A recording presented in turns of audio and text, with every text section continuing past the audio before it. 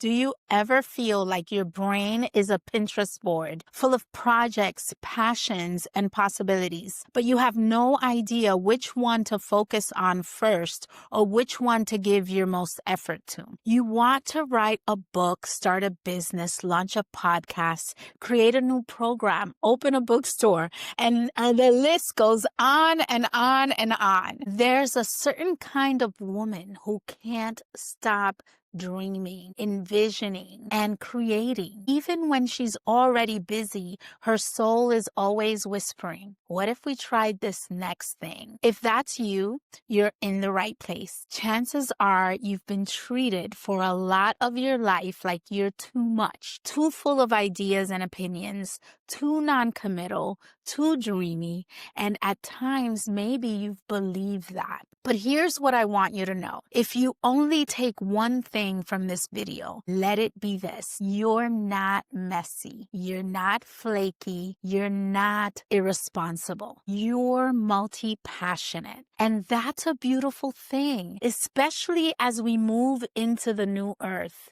as we build and create the new. It's a superpower that when harnessed can lead you to do incredible things in your life, in your world, and in your relationships. The trick is finding the balance between honoring your multi-passionate nature and having the discernment and discipline to see your big, beautiful visions through. I like to think of being multi-passionate as being a star.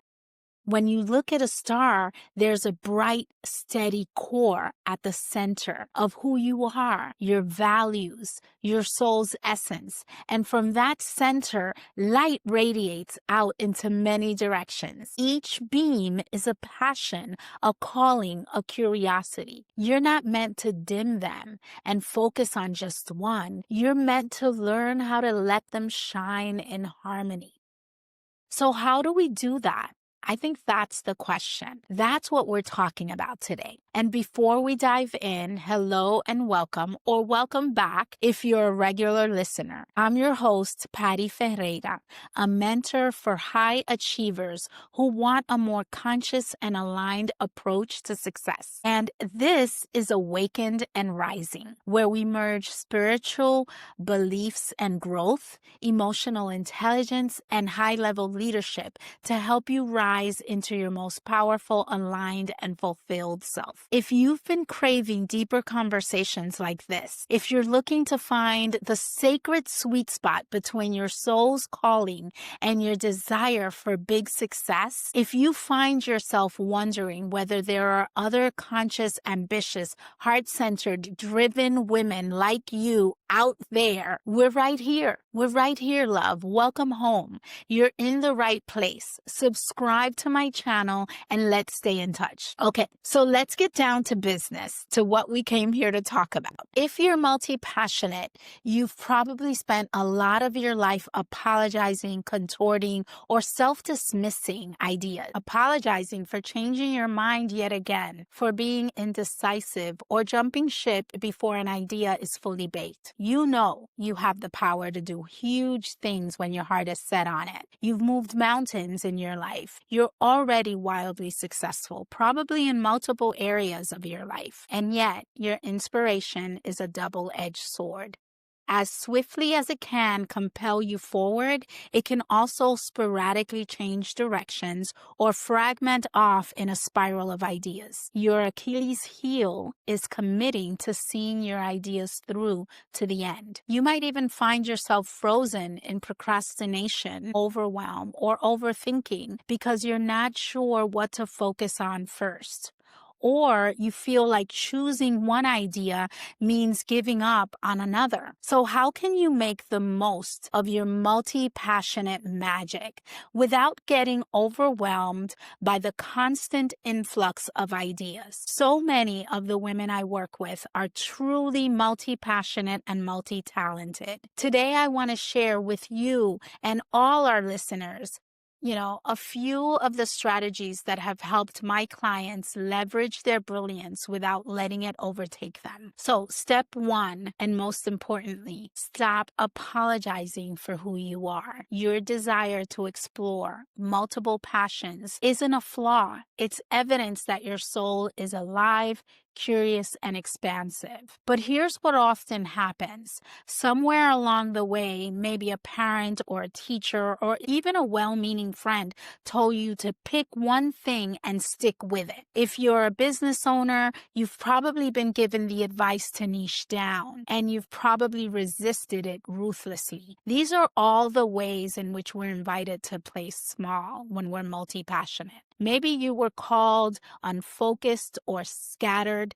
Maybe you've even internalized that as your truth. So you've tried to quiet your ideas, to downplay them, to tuck them away so you'd be taken seriously or be more marketable, more palatable, or easier to understand. But when you cut yourself off from your passions, you cut yourself off from the very energy that makes you magnetic.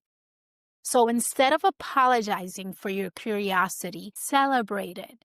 Treat it as the proof that you are here to live a wide, well-rounded, textured, extraordinary life. The second step is learn to difference between your soul and your human. Here's where the star imagery comes in again. Your soul is that radiant, infinite core. It's the part of you that wants to expand in all directions. It's multidimensional. It thrives on inspiration, joy, and possibility. You're human.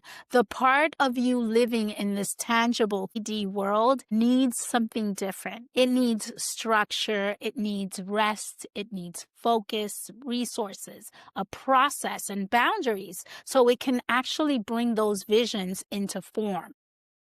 We talk about this precise topic, your human and your soul, in last week's episode. So I invite you to go there, check that out, and get a feeling for what we're talking about. Because when you abandon your human, you burn out because you're chasing too many beams of light without anchoring them. When you abandon your soul, you feel stuck and uninspired because you've dimmed your own brilliance in the name of being practical or realistic. The magic is in nurturing both. Let your soul dream big and wide. Then let your human create the steady rhythms that make those dreams possible. The third step is to choose your season. Being multi-passionate doesn't mean you have to do everything at once.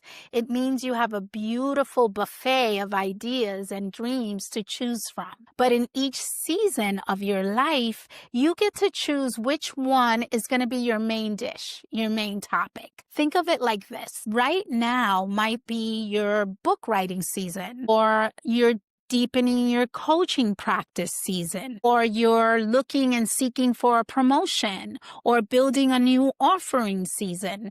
The other dreams aren't gone. They're simply waiting for their turn. This is where discernment comes in. You can still honor all your passions without scattering yourself thin. You can let your soul hold the vision for the whole star while your human focuses on one beam at a time. The fourth step is to anchor your passions with discipline. This is the part most multi-passionates resist because discipline can feel like a cage, but true discipline is actually freedom. Discipline is what keeps you connected to the joy of your passion long enough to initiate to get past the initial excitement phase. It's the bridge between the spark of inspiration and the deep satisfaction of bringing something all the way to life. That might mean committing to one creative project until it's done before starting another. It might mean setting up a schedule that protects time for your passion even when life gets busy. It may also mean saying no to a shiny new idea today so you can say yes to it wholeheartedly 6 months from now. Here's what I want you to leave here with.